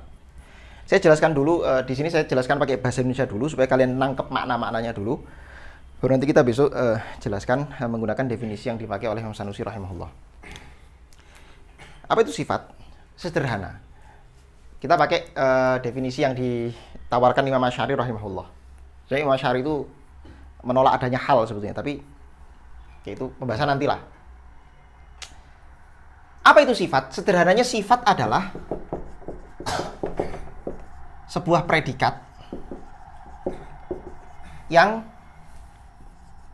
bisa disematkan kepada subjek. Setiap predikat yang bisa disematkan kepada subjek. Misal, saya mengatakan meja itu ada. Dalam bahasa Indonesia, kalau dalam bahasa Arab kan ini maudhu, ini mahmul kan begitu. Kalau dalam bahasa Indonesia ini subjek, ini predikat. Syuf, ada di sini. Ini sebuah predikat yang saya sematkan kepada subjek, yaitu meja. Meja itu ada. Berarti ada ini adalah sifat. Ada ini adalah sifat. Gampang kan? Ini sifat itu semua predikat yang saya sematkan kepada subjek. Sekarang misalnya, saya mengatakan Zaid berilmu. Gini aja, apa ya misalnya? Ya Zaid berilmu gitu aja udah. Zaid alim gitu aja. Nah, Zaid alim. Coba. Alim ini adalah predikat yang saya sematkan kepada subjek. Berarti alim juga sih sifat juga. Pertanyaannya, antara sifat alim dan sifat ada sama-sama sifat dong? Sama-sama predikat yang bisa disematkan kepada subjek. Pertanyaan saya, walaupun dua-duanya sama-sama sifat, kedudukannya sama nggak? Kedudukan. Maksudnya kedudukan itu mereka setara nggak? Disebut apakah sifatnya itu betul-betul sama-sama sifat dalam semua hal atau ada bedanya? Ada bedanya. Udah pasti ada bedanya. Tidak setara. Apa buktinya? Buktinya adalah alim ini bisa kamu sifati dengan sifat ada, betul? Iya. Berarti sifat ada bisa mensifati sifat yang lain. Alim itu ada atau ilmu, alim ini kan maksudnya ilmu ya. Ilmu itu ada. Tapi kalau ada, bisa nggak kamu sifati dengan sifat ilmu? Nggak bisa. Ada itu ilmu bisa? Nggak bisa. Jadi kalau saya mengatakan ilmu itu ada saya gunakan untuk mensifati sifat yang sama yaitu ilmu. Tapi kalau ada itu ilmu, Tidak bisa, ini bisa. Berarti ada bedanya nih antara sifat ada dengan sifat ilmu. Maka sifat tidak cuma satu jenis, harus ada beberapa macam. Sifat itu ada beberapa macam, itu satu. Yang kedua, kadang sifat itu berupa negasi atau sesuatu yang tidak ada. Jadi predikat yang disematkan kepada subjek, predikat ini tidak harus sesuatu yang ada, kadang sesuatu yang tidak ada. Misal saya mengatakan Rizky jomblo. Jomblo kan? Atau udah punya istri? Nikah siri katanya kemarin. Oke, show. Rizky itu jomblo. Perhatikan coba. Rizky itu jomblo. Saya tanya, jomblo ini apa maksudnya? Jomblo ini kan sekali lagi predikat yang disematkan kepada subjek itu Rizky. Pertanyaannya sekarang, jomblo ini apa jomblo? Tidak ada pasangan. Aywa, tidak memiliki pasangan. Tidak berpasangan. Beda sama ilmu. Kalau ilmu itu sesuatu yang ada, makanya ilmu itu bisa disifati dengan sifat ada. Ilmu itu ada. Nah kalau jomblo bisa nggak disifati dengan sifat ada? Jomblo itu ada. Nggak ada jomblo itu. Yang ada itu orang jomblo. Jadi orangnya. Tapi kalau jomblo sebagai sifat, ini apa? Nggak ada. Jomblo itu hanya dia sifat, tapi maknanya itu negasi, maknanya itu ketiadaan. Jadi paham nggak? Jadi makna jomblo itu tidak berpasangan. Oh berarti beda lagi nih. Ada, alim, dan jomblo. Ini tiga hal yang sama-sama sifat. Tiga hal yang sama-sama sifat, tapi tiga-tiganya tidak setara, berbeda. Punya macamnya sendiri. Nah, yang lain misalnya, ada lagi, satu lagi misalnya, saya mengatakan, Zaid berilmu. Zaid berilmu. Tadi Zaid alim, sekarang Zaid berilmu. Apa bedanya Zaid alim dengan Zaid berilmu? Berilmu ini adalah aktualisasi dari alim. Coba perhatikan coba. Misal gini, supaya nggak bingung. Ada Zaid, ya gini deh. Misalnya, anggaplah saya berilmu. Ilmu itu kan nggak usah kamu bayangkan ilmu itu kayak ilmu itu sederhana. Pokoknya ma'rifatul ma'lum wal ilm, gampangnya begitu. Nih, saya mengetahui bahwa spidol ini ada di depan saya. Berarti saya berilmu nggak? Ya, saya berilmu, saya punya ilmu tentang keberadaan spidol yang ada di depan saya, kan begitu? Berarti ada dua hal di sini. Yang pertama ada saya sebagai subjek. Yang kedua objek yang maklum yang saya sebagai al-alim. Yang kedua sebagai spidol ini sebagai al-maklum yang diketahui. Yang ketiga harusnya saya punya sifat yang namanya sifat ilmu, ya kan? Maksudnya begini, mungkin nggak saya mengetahui spidol ini dengan diri saya sendiri tanpa saya memiliki sifat pengetahuan? Nggak bisa. Karena manusia itu, saya ulangi, manusia itu mengetahui sesuatu karena dia memiliki sifat. Apa itu sifat? Sifatnya berupa ilmu. Dia mampu mengetahui. Buktinya apa? Kalau semua manusia itu mengetahui dengan zatnya sendiri, harusnya semua manusia berilmu. Nyatanya ada manusia berilmu, ada manusia tidak berilmu. Itu tandanya ilmu itu sesuatu yang lain dari zat, gitu loh. Ilmu itu satu hal, zat itu hal yang lain. Orang itu tidak bisa mengetahui sesuatu hanya dengan zatnya sendiri. Karena kalau orang itu mengetahui sesuatu dengan zatnya sendiri, harusnya semua manusia itu yang punya zat itu harusnya berilmu. Nyatanya ada orang tidak berilmu. Berarti ilmu itu apa? Aywa, laisa bidzat, al-ilmu laisa bi as-sifah laisa bidzat. Sifat itu bukan zat. Maka di sini coba perhatikan. Dengan contoh saya tadi, anggaplah saya Zaid, berarti Zaid, ada Zaid, ya, ada spidol, dan ada sifat ilmu, ya kan? Tadi kan sudah saya tahrir. Zaid ini subjeknya.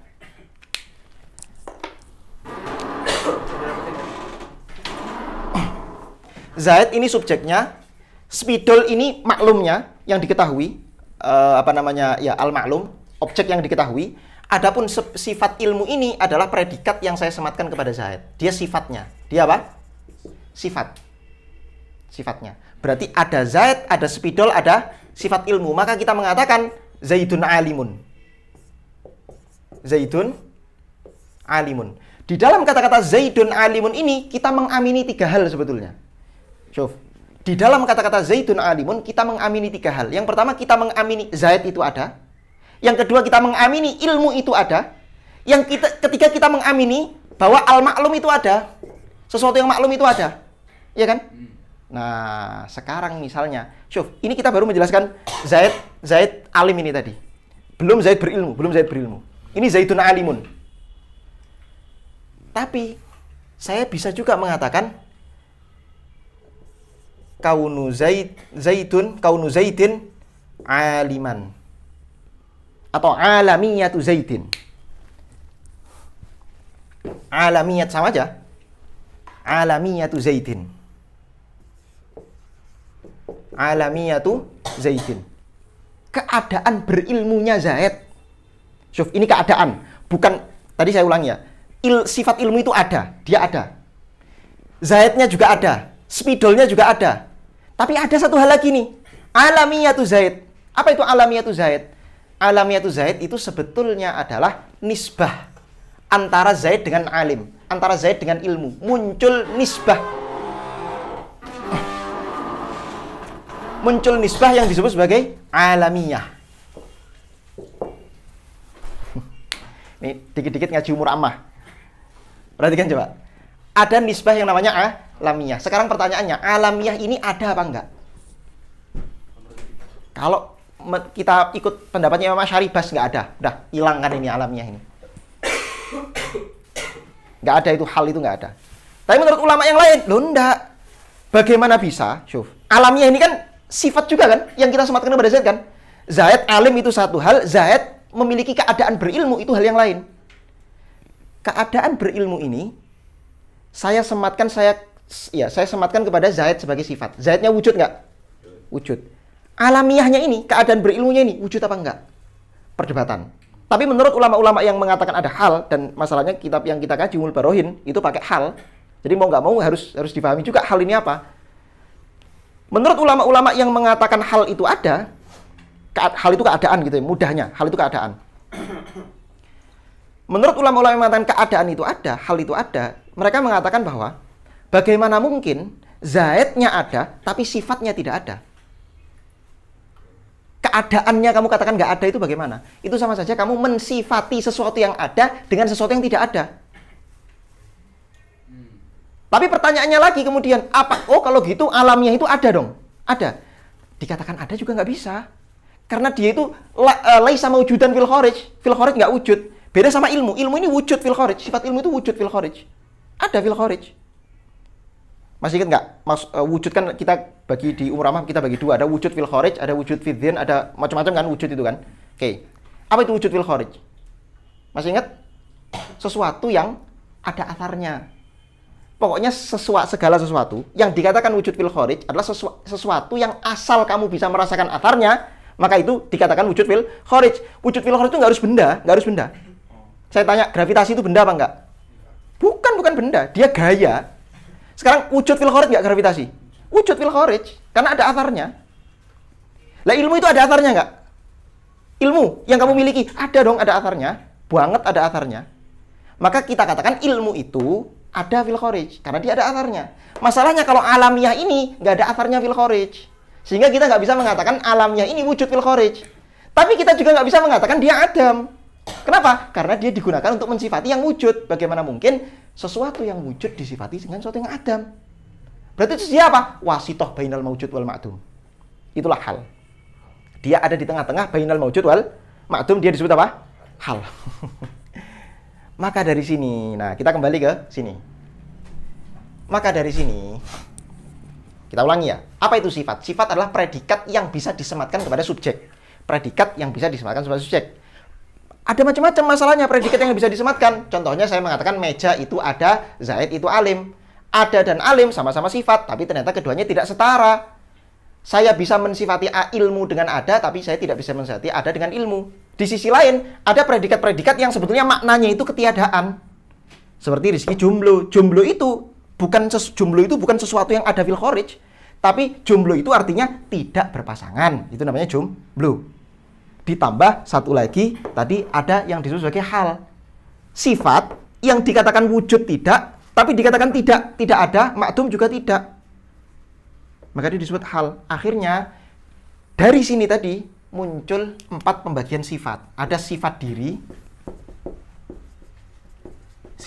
atau namanya sifat nafsiyah. Kemudian yang kedua ada sifat negasi atau namanya sifat salbiyah. Yang ketiga ada sifat konseptual. Nah, istilahnya kalau nggak salah, ini terjemah sifat diri, sifat negasi, konseptual ini saya ambil dari bukunya Ahmad Ataka. Terjemah Murtado ini. Ya, karena saya nggak tahu, tapi kayaknya bagus, terjemah semacam ini bagus. Sifat konseptual dan sifat, ya betul, sifat konseptual itu yang ma'ani, ya. Sifat konseptual itu namanya ma'ani, dan sifat aktual itu namanya maknawiyah. Sifat diri, sifat nafsiyah ini apa? Ada. Nanti besok akan saya jelaskan kenapa kok ada itu sifat nafsiyah. Definisi sifat nafsiyah itu apa? Tapi tadi di awal itu saya pengen kalian paham kenapa kok muncul banyak pembagian sifat-sifat semacam ini. Itu aja. Poinnya itu aja. Bahwa apa definisi sifat nafsiyah, terus apakah nafsiyah itu amrun i'tibari atau itu perdebatan yang ya besok kalau ada waktu kita bahas, kalau nggak ada ya nggak usah. Karena itu yani kalam daqiq wa amik. Terus kemudian ya kan, ada sifat diri. Terus ada sifat salbiyah atau sifat negasi. Contohnya seperti jumlah ini tadi. Jadi mafhum dia itu tidak ada, tapi maknanya adalah meniadakan. Jadi kita sifat ini mafhumnya tidak ada, tapi memang tugasnya meniadakan sesuatu, mensalbu, menegasikan. Nah, itu dia. Tapi tidak ada fil kharij. Yang ketiga adalah sifat konseptual. Ini sifat-sifat yang ada, ma'ani disebutnya. Contohnya seperti alim, qadir, qudrah, iradah, ilmu, hayah, sama, basor, kalam. Itu semua adalah sifat ma'ani. Berilmu, berkuasa, berkehendak. Itu semua sifat ma'ani atau sifat konseptual. Yang terakhir, yang keempat adalah sifat aktual. Sifat aktual ini sebetulnya adalah bentuk aktualisasi dari sifat ma'ani. Seperti ini tadi loh. Ada zaid, ada alim, berarti ada alamiah. Ada zaid, ada ilmu, berarti ada keadaan berilmu yang ada pada zaid.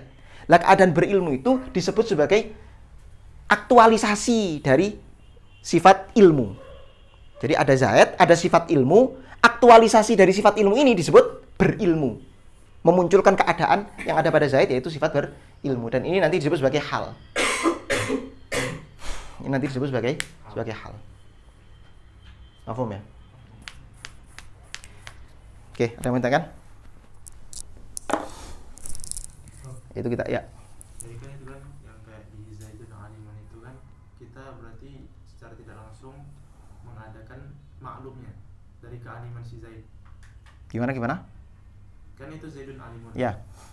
Itu kan kita mempercayai si Zaid ada. Yes, ilmunya ada ya. Ilmunya ada. Maklumnya juga ada. Juga ada. Yes, maklumnya juga ada. Pertanyaannya, yang diketahuinya itu harus benar atau tidak? Yang diketahui harus, nah itu kembali ke definisi ilmu. Kalau ghairu muthabiq lil waqi', ya berarti dia bukan alim, jahil. Berarti batal alimnya. Oh iya, jelas. Batal alimnya.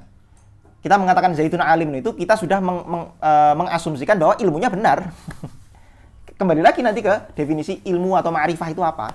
Kalau di bahasa kitab itu kan hal itu kan ada tapi nggak ada tapi ada. Nah itu kalau secara pakai mantiknya itu nggak dikatakan bertentangan, nggak? Ada tapi tidak ada. Nah, tidak ada tapi ada kan gitu kan kalau di bahasa kitab. Enggak. Laisa Laisa maujudan wala ma'duman. Laisa ma'dum. Kalau al-hal huwa al-ma'dum wala ma'dum, al-maujud wala maujud itu kontradiktif. Secara mantik kontradiktif. Karena antara maudhu dengan dua proposisi yang mana maudhunya itu maudhunya sama, mahmulnya sama, tapi yang satu mujabah, yang kedua salibah. Itu kontradiktif. Zaidun qaimun, Zaidun laisa biqaim, itu kontradiktif. Tapi kalau Zaidun qaimun wa Zaidun jalisun, itu bukan kontradiktif. Dan hal itu yang kedua. Zaitun qaimun wa zaitun lais gini. Zaitun laisa biqaim wa zaitun laisa bijalis. Syuf. Zaitun laisa biqaim wa zaitun laisa bijalis. Itu tidak kontradiktif. Zaitun tidak berdiri dan Zaid tidak duduk. Wah, kontradiktif? Enggak. Siapa tahu dia kayang. Siapa tahu dia jongkok, dan seterusnya gitu loh. Hal yang pakai Nah, hal yang berarti ada wasithah bainal maujud wal ma'dum. Tapi ini perdebatannya panjang sekali, wallahi fihi kalam daqiq, dan ini sebetulnya pembahasan ini luar biasa. Pembahasan yang luar biasa, penting juga, penting sekali. Tapi karena kita ngaji Ummul Barohin ya, jadi nggak perlu sedalam itu. Dan yang perlu kita ketahui bahwa Imam Asy'ari rahimahullah menolak hal, sehingga beliau mengingkari adanya wasithah bainal maujud wal ma'dum. Kalau kita mengatakan hal itu ada, berarti kan hal kan kita katakan laisa bimaujudin wala ma'dum. Ya kan? Tidak kontradiktif itu. Berarti ada wasithah bainal maujud wal ma'dum. Ya kan? Ada hal itu dikatakan tidak wujud tapi tidak ada. Tapi tidak ada. Ya kan? Terus berarti ada wasithah, ada pertengahan antara yang tidak wujud dan tidak ma'dum. Menurut Imam Asy'ari nggak ada wasithah, sudah. Al-ma'lum imam wujud wa imam ma'dum, bas, selesai. Yang bilang ada wasithah siapa? Banyak. Kalau nggak salah dulu Imam Juwaini itu punya qaul qadim, dan saya nggak lupa, belum tahqiq. Tapi ala kulli hal sebagian Asy'ariyah ada. Sebagian Mu'tazilah, ba'dul Mu'tazilah ada, ba'dul Asy'ariyah ada. Ba'dul Asy'ariyah, dan ini qaul yang lemah sebetulnya. Ini qaul yang lemah. Qaul yang muktamad dan yang diikuti oleh ya jumhur ulama lah, itu adalah yang menolak hal. Nah pertanyaannya, apakah Imam Sanusi ini ngikut qaul yang lemah? Jawabannya tidak. Imam Sanusi itu, saya juga belum baca, tapi seperti yang saya dengar dari beberapa guru saya itu, dikatakan bahwa Imam Sanusi itu sebetulnya juga menolak hal dalam kitab-kitab yang lain. Tapi kenapa dalam Ummul Barohin beliau masukkan hal? Nah, beliau ingin mengatakan bahwa dalam hal ini ada khilaf sebetulnya. Dan khilafnya itu khilaf yang layak dipertimbangkan. Itu saja. Paham ya?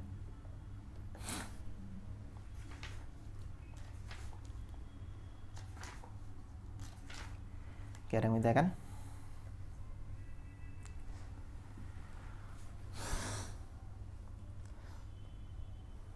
Sama nggak bang sifat di Tuhan sama sifat di makhluk? Beda dong, sangat berbeda. Tapi kalau hanya menyebutkan sifat begitu saja, sifat secara hakikat sifatnya jelas berbeda. Tapi mafhum sifatnya ya sama. Mafhum sifat itu adalah predikat yang bisa disematkan, ya sama kayak zat gitu misalnya. Manusia punya zat nggak? Punya.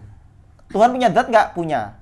Hakikat zatnya Tuhan dengan zatnya manusia ya berbeda. Tapi kalau secara penyebutan zat ya sama-sama aja zat. Berarti kok sifat di Tuhan itu arodi juga? Oh enggak. Nah ini penting nih. Ini panjang tapi kita bahas besok aja ya. Ini soalnya panjang. Kita nggak bisa mengatakan bahwa sifat yang ada pada zat Tuhan itu seperti aurat pada jisim. Saya ringkaskan aja. Kita tidak bisa mengatakan sifat yang ada pada Tuhan itu seperti aurat pada jisim. Kenapa? Karena dalam konsep Asy'ariyah yang namanya Tuhan dan sifatnya semuanya qadim. Sedangkan jauhar dan aurat dua-duanya hadis. Sederhananya begitu. Pembuktiannya bagaimana? Wah, ini pembuktiannya yang nanti Oke. Kalau melihatnya sifat jomblo, sifat negasi yang jomblo itu kok kayaknya nggak bisa dibilang negasi ya. Soalnya kalau misalnya kayak gitu, jomblo ketidakadaan pasangan. Alim juga. Aywa. Soal jamil. Syuf, penting ini. Paham nggak maksudnya tadi? Saya mau terangkan itu besok. Kita bahas di sini aja. Sifat salbiyah, sifat negasi, kan dikatakan dia nggak ada. Contohnya apa? Seperti jomblo. Jomblo itu artinya apa? Tidak ada pasangan. Loh sama, berarti semua sifat itu negasi dong. Kalau saya mengatakan Tuhan itu ada, kan berarti menegasikan ketiadaan. Tuhan itu berkuasa, berarti menegasikan kelemahan. Tuhan itu Tuhan itu ya macam-macam lah. Berilmu lalala, itu sama saja menegasikan semua. Ada mafhum negasinya. Jawabannya ya memang benar begitu. Tapi perbedaan mendasar antara sifat salbiyah dengan sifat ma'ani itu berarti sifat wujud, sifat konseptual ini ya, sifat konseptual. Perbedaan mendasar antara sifat bukan nafsiyah nanti kalamnya beda lagi. Perbedaan mendasar, al-farqul asasi baina sifat as-salbiyah wa al-ma'ani itu satu. Yang pertama adalah bahwa sifat salbiyah itu cuman memiliki makna ketiadaan tapi tidak memiliki makna wujud. Tapi kalau sifat ma'ani punya dua makna. Dia punya makna wujud sekaligus makna nakidnya. Bisa dipahami nggak? Contoh, jomblo sekarang, jomblo. ada nggak makna wujud dari jomblo? Bentuk wujudnya jomblo itu ada nggak? Kalau ma'ani kita katakan bentuk wujudnya, ilmu itu ada bentuk wujudnya. Yang ada itu Anda. Yang ada itu Anda. Bukan jomblo itu keadaannya. Atau jomblo itu ya keadaan Anda tidak memiliki pasangan. Yang ada itu cuma Anda. Tapi saya sifati Anda sebagai tidak memiliki pasangan. Bisa dipahami nggak? Tapi jomblo saya tafsir ada keinginan untuk tidak menikah. Itu kan ada berarti. Ada keinginan. Nah, ini coba perhatikan. Jika, ini yang kedua. Yang pertama tadi apa? Sifat salbiyah itu hanya memiliki satu jihah saja, satu aspek saja, itu aspek negasi saja, ketiadaan. Kalau kamu ingin mencari aspek positifnya, isbatnya, maka akan kembali pada makna wujud. Kembali kepada zat atau nafsiyah, sifat wujud. Contoh misalnya. Contoh. Ketika saya mengatakan Allah itu alim, Allah alimun. Berarti ada Allah, ada alim. Alim itu adalah alim itu adalah sifat yang wujudnya ada, sifat wujud dia, dan sekaligus menegasikan kejahilan dari Allah. Oke, itu satu. Itu karena dia sifat ma'ani. Sifat salbiyah, Allah contohnya apa? Allah qadim, ya kan? Allah qadim artinya apa? Tidak ada awalnya. Itu kan sifatnya negasi, itu kan maknanya negasi kan? Negasi. Bisa nggak kamu isbat? Bikin makna isbat? Bisa, tapi kembali ke sifat wujud. Apa itu? Kita mengisbat bahwa Allah itu keberadaannya, wujudnya tidak bermula. Jadi kembali ke mana? Kemana wujud? Contoh yang lain misalnya.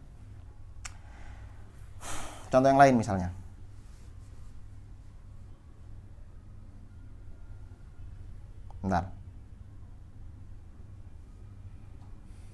Nah ini. Bako misalnya bako. Apa bako kan salbiyah kan? Artinya apa bako? Tidak ada akhirnya. Itu makna salbinya. Kalau kamu pengen membuat makna isbatnya apa? Gimana? Itsbatu wujudillah ila ma la nihayah. Kamu menetapkan wujudnya Allah kembali ke wujud. Wujudnya zat Allah ila ma la nihayah sampai tidak ada akhirnya. Qiyamuhu binafsi sama wahdaniyah, qudrah, sudah sampai wahdaniyah aja. Qudrah, iradah, ilmuha itu sudah sifat ma'ani.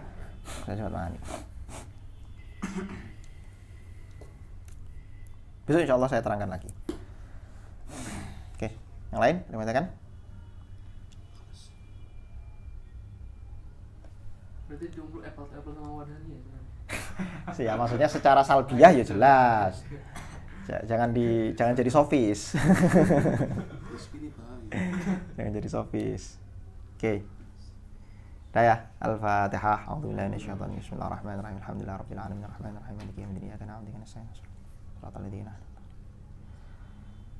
Allahumma salli afdhalas salatin ala as'adi makhluqatika sayyidina Muhammadin wa ala alihi wa sahbihi sallim adada ma'lumatika wa midada kalimatika kullama dzakaraka dzakiruna wa ghafala an dzikrihil ghafilun. Subhanallah bihamdihi subhanallah.